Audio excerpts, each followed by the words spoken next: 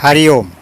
तद्विधि प्रणिपातेन परिप्रश्नेन सेवया उपदेशन्ति ते ज्ञानम ज्ञानिन तत्वदर्शिनः।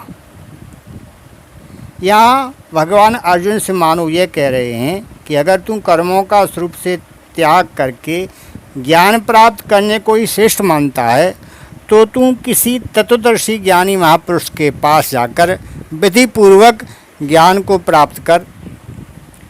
मैं तुझे ऐसा उपदेश नहीं दूंगा। वास्तव में यहाँ भगवान का अभिप्राय अर्जुन को ज्ञानी महापुरुष के पास भेजने का नहीं है, प्रत्युत उन्हें चेताने का प्रतीत होता है। जैसे कोई महापुरुष किसी को उसके कल्याण की बात कह रहा है, पर श्रद्धा की कमी के कारण सुनने वाले को वह बात नहीं जचती है, तो वह महापुरुष से कह देता है कि तुम किसी दूसरे महापुरुष के पास जाकर अपने कल्याण का उपाय पूछ।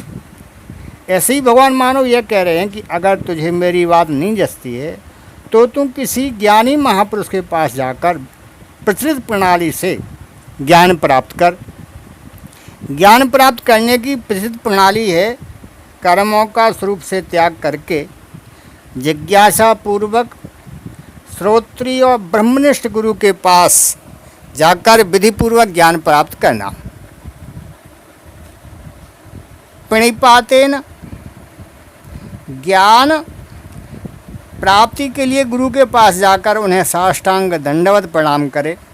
तात्पर्य कि गुरु के पास नीच पुरुष की तरह रहे, नीचवत सेवेत सद्गुरुम, जिससे अपने शरीर से गुरु का कभी निरादर तिरस्कार ना हो जाए। नम्रता सरलता जिज्ञासु भाव से उसके पास रहे और उनकी सेवा करे, अपने आप को उनके समर्पित कर दे, उनके अधीन हो जाए, शरीर और वस्तुएं दोनों उनके अर्पण कर दे। साष्टांग दंडवत प्रणाम से अपना शरीर और सेवा से अपनी वस्तुएं उन्हें अर्पण कर दे। शरीर और वस्तुओं से गुरु की सेवा करे, जिससे वे प्रसन्न हो वैसा काम करे। उनकी प्रसन्नता प्राप्त करना हो तो अपने आप को सर्वथा उनके अधीन कर दे, उनके मन के संकेत के आज्ञा के अनुकूल काम करे। यही वास्तविक सेवा है। संत महापुरुष की सबसे बड़ी सेवा है उनके सिद्धांतों के अनुसार अपना जीवन बनाना। कारण कि उन्हें सिद्धांत जितने प्रिय होते हैं उतना अपना शरीर प्रिय नहीं होता है। सिद्धांत की रक्षा के लिए वे अपने शरीर तक का सहर्ष त्याग कर देते हैं। इसलिए सच्चा सेवक उनके सिद्धांतों का दृढ़तापूर्वक पालन करता है। केवल परमात्म तत्व को जानने के लिए जिज्ञासु भाव से सरलता और विनम्रता पूर्वक गुरु से प्रश्न करे। अपनी विद्वता दिखाने के लिए अथवा उनकी परीक्षा करने के लिए प्रश्न ना करे। मैं कौन हूँ, संसार क्या है, बंधन क्या है, मोक्ष क्या है, परमात्म तत्व का अनुभव कैसे हो सकता है, मेरे साधन में क्या क्या बाधाएं हैं, उन बाधाओं को कैसे दूर किया जाए, तत्व समझ में क्यों नहीं आ रहा है, आदि आदि प्रश्न लेकर के अपने बोध के लिए जैसे जैसे जिज्ञासा हो वैसे वैसे करे।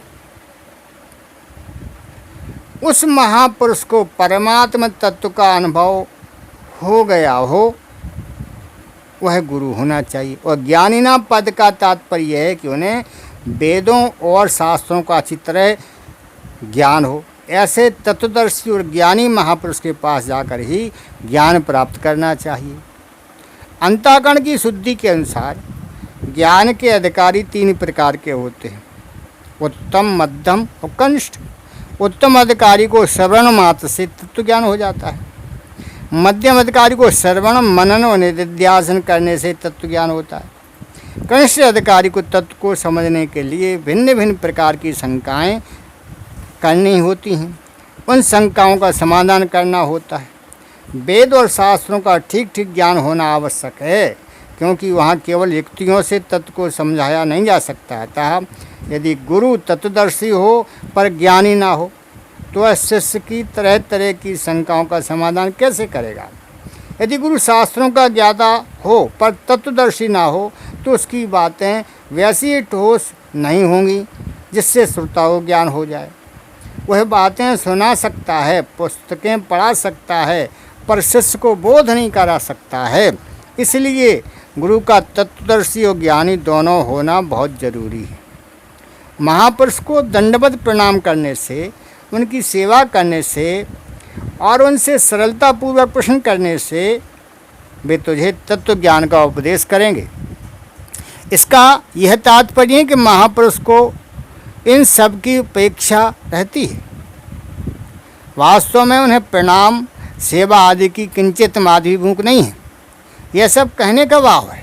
जब साधक इस प्रकार जिज्ञासा करता है और सरलतापूर्वक महापुरुष के पास जाकर रहता है, तब उस महापुरुष के अंतःकरण में उसके प्रति विशेष भाव पैदा होता है, जिससे साधक को बहुत लाभ होता है। यदि साधक इस प्रकार उनके पास ना रहे तो ज्ञान मिलने पर भी वह उसे ग्रहण नहीं कर सकता है। यहाँ तत्वज्ञान अथवा स्वरूप बोध का वाचक है।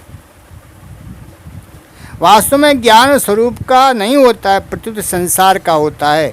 संसार का ज्ञान होते ही संसार से संबंध विच्छेद हो जाता है और स्वतः सिद्ध स्वरूप का अनुभव हो जाता है। महापुरुष ज्ञान का उपदेश तो देते हैं, पर उससे साधक को बोध हो ही जाए ऐसा निश्चय नहीं है। श्रद्धावान लभते ज्ञानम, श्रद्धावान पुरुष ज्ञान को प्राप्त करता है।